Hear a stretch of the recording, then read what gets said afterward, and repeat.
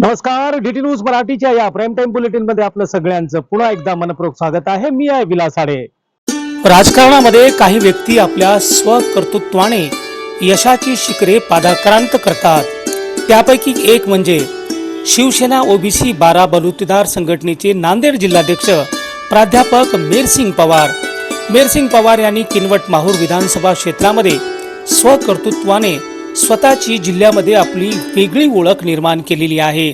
त्यांच्या संघटनात्मक कार्याची चुणूक त्यांनी आपल्या राजकारणातून समाजकारणातून दाखवून दिली आणि त्यांच्या संघटनात्मक कार्याची माहिती जेव्हा पक्षश्रेष्ठींना मिळाली त्यांनी त्यांचं कौतुक केलं आणि त्यांची आता नांदेड जिल्हाध्यक्ष पदावरून थेट मराठवाडा उपाध्यक्षपदी त्यांची वर्णी लागलेली आहे।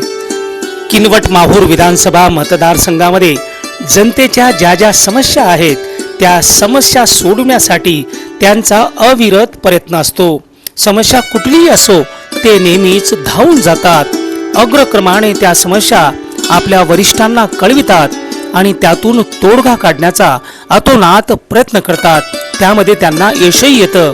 अशा विद्वत माणसाला 12 बलुतेदार ओबीसी संघटनेचं मराठवाडा उपाध्यक्ष पद मिळालं, त्याबद्दल सर्वांचे धन्यवाद।